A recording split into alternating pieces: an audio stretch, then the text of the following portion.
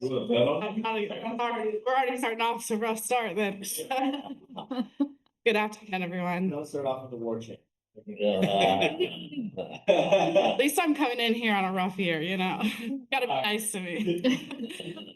I'm Travis Myddock and I'm the chair. I want to thank you for your application. This is the first time we've seen you, so if you could introduce yourself, tell us about your experience, background, qualifications for the whole office. Yes, sir. Good morning, or good afternoon, I should say. I've been up for a while. My name is Hunter Morrill, and I am born and raised here in the Seventh Circuit. I was born in DeLand, Florida. I grew up in Ormond Beach, Florida. Went to high school in Daytona Beach at Seabreeze, just like my father and my brother before me. So I'm a local to the Seventh Circuit. I always knew that I wanted to come back after college and law school to the Seventh Circuit to serve the community that served me growing up. It's a great place to raise a family. And so that's exactly what I did. I came back here with my husband, who I drugged from Tallahassee. And we have two beautiful kids. My son just turned, or is about to turn 4, and my daughter just turned 1. So busy at home as well. As far as my legal practice, I have been practicing now for over a decade, and I started my career here in the Seventh Circuit at the State Attorney's Office in Daytona Beach. I started in county court on the misdemeanor level, handling cases from the intake. We would file on our own cases and handle them all the way through the trial level. Such a great way to get experience, such a great way to learn the courtroom. I loved my time in county court. Everyone tells you stay in there as long as you can. Don't apply for promotions to felony. You're never going to want to leave county court. And you always think as a young lawyer trying to get to that next level, but you should listen to them, because county court is so fun and you learn so much amazing things as a young lawyer. But I also enjoyed my time in front of the in felony court as a circuit felony prosecutor, and I handled all kinds of felonies, 3rd-degree felonies, all the way to 1st-degree felonies punishable by life. That was also such a great experience. Got a lot of trial experience. Was docketed in front of 3 different felony judges at the time. On the felony line in the Daytona Beach office, they also have us handle the 3850 motions, the post-conviction motions that come. So I've handled those types of hearings in front of felony judges.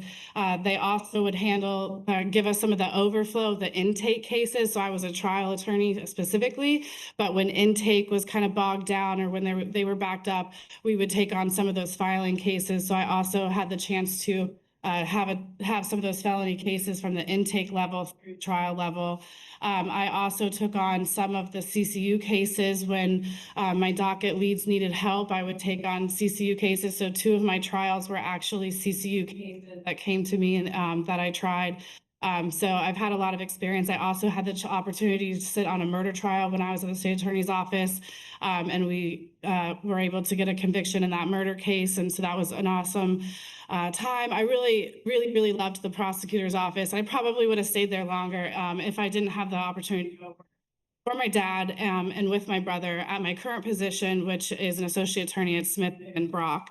I practice family law mainly now, but I also do criminal defense, because that was a natural sidestep from having my criminal experience. So I would say probably 60% of my practice right now is family law, but a lot of it is still in criminal court as well on the defense side now.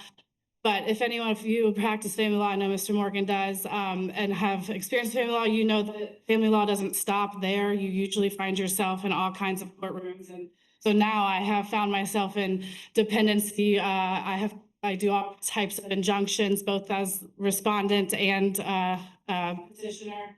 I have done Baker Acts and Marchman Acts. I've even done some probate. I have a current probate case that's open right now, done will preparation. So family law is one of those things that you kind of have to know all areas of the law. Business laws, in depth with family law, you need to know how to do child support guidelines, read taxes, calculate incomes.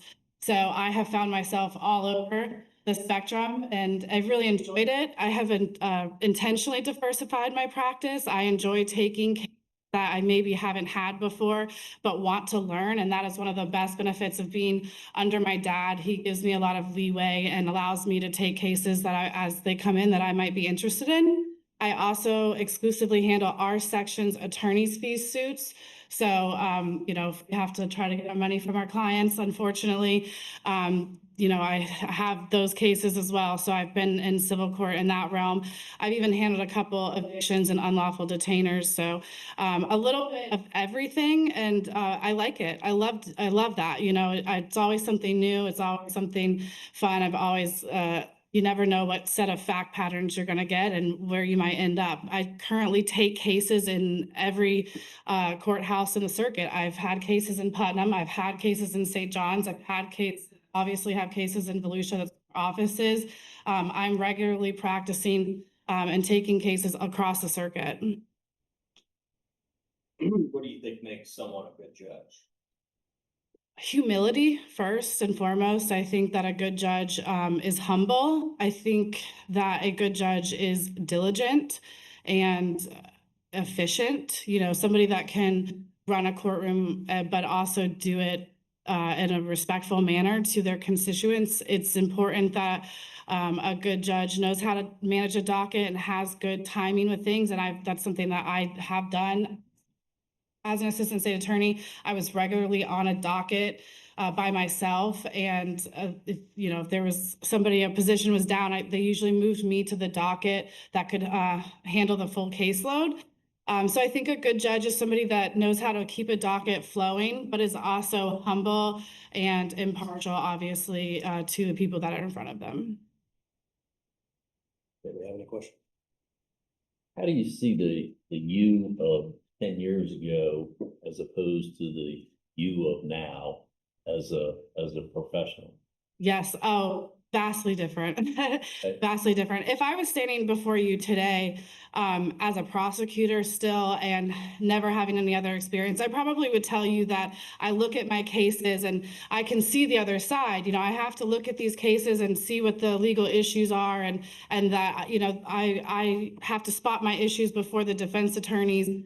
And I truly believe that I did that, but the reality is when you actually get on the other side, everything is put into perspective. So actually you can have that view and you can do a great job, but having the experience on the other side is invaluable. It really is. I'm a completely different person than I was when I was in the prosecutor's office. And it's funny because I often think, wow, maybe if I had started off doing criminal defense or private practice and then gone to the state attorney's office, I would have been such a different prosecutor, really well-rounded. But then the flip side of that is what makes me such a good defense attorney is because I have that prosecutorial experience too. So it's really a catch-22. I don't think there's a right or wrong way to do it, but I do think it's important to have experience on both sides. And that's what's changed me. I think every time I take a new case with a new issue, it makes me a different attorney. It makes me a better attorney. I think I've learned more from the cases that I've lost than the cases that I've won. And every time I deal with a new attorney on the other side, a new opposing counsel, it also can change things for me. So absolutely, I'm a totally different person than I was 10 years ago, and I think that's a good thing. And so when you say that different person, is it just style? Is it temperament? Is it demeanor? Not that they're exclusive. What is it, do you think? Yeah, absolutely. It is all of those things and more. I think temperament, growing and learning how to be more mature with your answers. There's a way to tell somebody no. As a prosecutor, people are asking for things, and I've learned there's a really good way to tell people no, and that happens on the bench too. I always say that a good judge is a judge that can rule against you, but you leave there, almost agreeing with them and being like, man, they were right, or at least respecting them and leaving there not feeling like you weren't not only heard, but considered, right? That your position was, well, you got to voice what you had to say, but you were also considered and they actually were thinking about it. So yeah, I think my approach has changed. The way I approach people, the way I deal with people has definitely changed. My demeanor in court has absolutely changed. My maturity has changed. When you're a young prosecutor, you're on top of the world. You think you're wielding all this power, and you're dealing with driving non-licensed while they're suspended. And not that that's insignificant, but that's your world at that time. And when somebody is a defense attorney who's been a defense attorney for 30 years and they've got murder trials, but they're trying to get this baby prosecutor to give them a no valid, and you're being difficult. Having been that person now on both sides, I can see, there's ways to handle it appropriately, and there's also ways to teach those young lawyers. I had lawyers teach me the right way. I can think of numerous attorneys that sat me down, and their approach with me got them different outcomes just because they brought me to their side. They helped me realize why I needed to do what I needed to do. So yeah, I think that I'm a vastly different person in a good way, in demeanor, how I handle the situation, and obviously my knowledge. Any particular judge that stands out to you from the ones you've been in front of lives? Wow.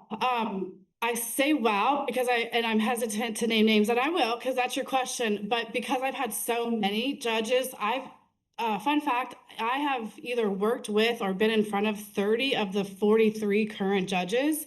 And a lot of them are great mentors to me. So am hesitant to say names and leave one of them out, but if I have to, and I will, Judge Nichols she's a great judge, and she has been quite a mentor to me. I think that she's got a great demeanor. She's a phenomenal family law attorney. I know she practices or doesn't practice family law anymore, but she's tremendous to bounce ideas off of family law. Judge Cromartie was my misdemeanor supervisor when I was at the state, so obviously he's always been helpful to me. And Wes Height was also in appeals when I was at the state, so I've always gone to him for questions too. So those two have remained mentors to me. Judge Joan Anthony is always willing to lend me an ear. She's always been really helpful. I practiced in front of I was docketed in front of Kathy Weston and Judge Upchurch, both really great judges who have been very good mentors to me. So, I hesitate to try. I can't name them all. I know I've named a lot, but we have a lot of great judges here in the Seventh Circuit. You guys are doing a good job. Most interviews I asked, could you name judges? Since we're naming names, who's your most favorite family law? Not you, Andrew. Along those same lines that he was talking about with you just grown, like you've had a unique and good opportunity to leave the state and go work for your father, who's obviously a very prominent, well-respected attorney. He's been around in Volusia, probably one of the most well-known attorneys in the area. What have you learned from him? What would you take to the bench, and how's that changed your career? Yeah, absolutely. I'll try to not get emotional because, my dad is my mentor in all aspects, and I couldn't miss the opportunity to go work with him. I wasn't sure if I'm so sorry. I didn't know if I was going to have the chance to do that. And so the years I've spent with him have been immeasurable. I'm so sorry. He is a great lawyer. What he's not a great is teacher. If I go to my dad with a question, the answer is always, have you read the statute? Maybe he's a great teacher because there's no better way to learn the law than to read it. And every time I do that, he's right. I usually can find the answer that I'm looking for. But yeah, practicing under him, going back to demeanor, he is such a different person than I am. I'm probably more like my mom, more emotional, obviously. He is devoid of emotions, which makes him a great family law attorney. And I kid about that, but he really is a very good person to not get upset about things. And I think all of his opposing counsels have always said that, he's so respectful. And so to learn from that perspective has been amazing. And like I said, he allows me to take on so many other cases. He founded our firm in 1988. I think it's one of the oldest firms in the Seventh Circuit. I know at least in Volusia County. We are also the second largest firm. We always carry between 15 to 20 lawyers at any given time. So not only did I want to practice under him and his wealth of knowledge, he's board certified in family law, board certified in criminal defense. He also started at the state attorney's office and and my brother also was at the state attorney's office. So working with them was really important. But I also had the access to 4 other board certified attorneys right down the hall from me by going to work for Smith and Brock. And they're all board certified in their respective fields. So having those people and those colleagues be my mentors was immeasurable and has been immeasurable. I mean, if I have a question about any area of the law, there is somebody right down the way that is an expert in that field. And so I've had access to those types of people. We'll hopefully continue to have access to them no matter what, because they've all become great friends and allies. So yeah, learning under him has been quite amazing, and he's had quite the career, and I hope to emanate that. Talk to us about your community involvement. Yeah, absolutely. I have been involved with the Volusia County Bar Association, obviously, since I graduated law school. I was going to their socials before I was even barred. And so I've always been a part of the Young Lawyers Division of the Volusia County Bar Association as well.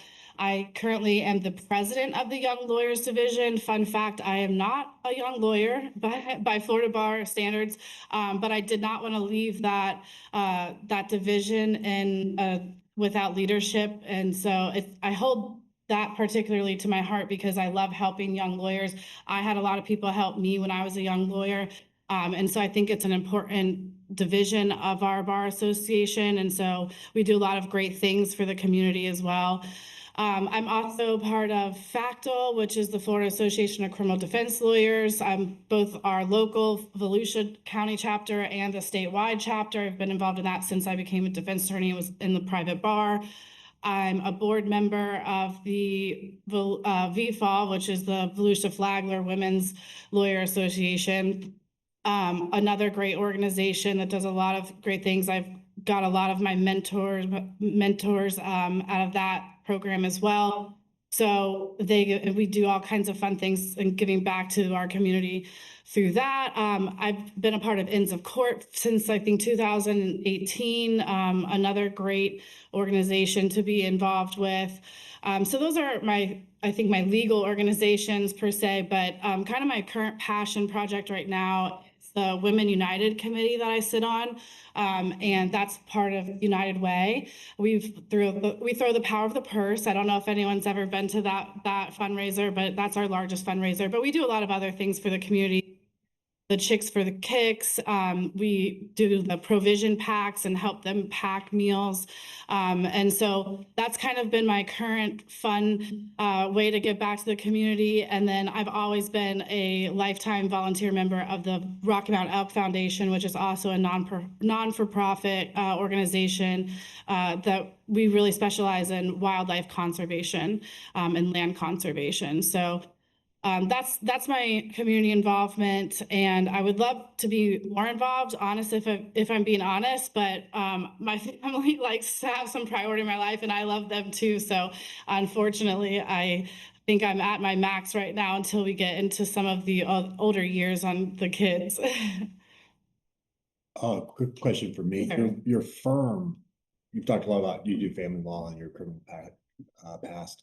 Your firm does a lot of different types of law. Mhm. Have you been involved in any other areas? Have you been involved in cases in civil or real estate, things of that nature? Just curious what your involvement's been. See, your firm does that other kind of stuff. Yes, sir. I spent a short time, very short, probably about 3 months, working in our insurance defense department with Jeff Brock, and that was quite the experience. Let me tell you, it was interesting seeing how these civil dockets are run, specifically with the PI and the insurance defense work.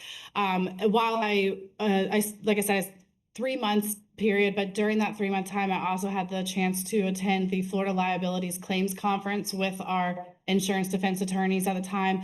And that's probably our largest section at our firm, insurance defense. And wow, they do some good work over there, some hard work. You know, civil attorneys, they are fast paced. They have a lot of deadlines. They have a lot of paper, boxes on boxes on boxes. You know, I've always thought it was crazy. You can see somebody wheeling in a small box to a murder trial to put somebody away for life. And then you have the civil attorneys with 3 people carrying loads and loads going in for a car accident case, but everyone's case is important. But that time, spending the time with those civil attorneys and doing the civil work with them was incredibly helpful to my career. And I think would be incredibly helpful if I were to be on the bench. I will add that Sarah Metz and Frank Gantz, they do like a business litigation, and I kind of help them sometimes. I haven't formally been on a case, but we often talk about getting me more involved with some of their work as well. All right, this is your opportunity to closing statement before we deliberate. Thank you. Well, I appreciate the time here today. I think I wanted to be on a judge before I even knew what a judge really was. And then when I had the chance to start practicing and be before judges, it only made me want it more.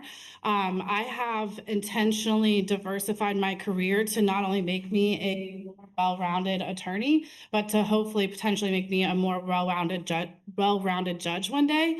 And I hope that that's clear. I have intentionally gave back to my community because I like doing that. But I also think that sets good examples for people. And I think that the role of the judiciary can set amazing examples for people.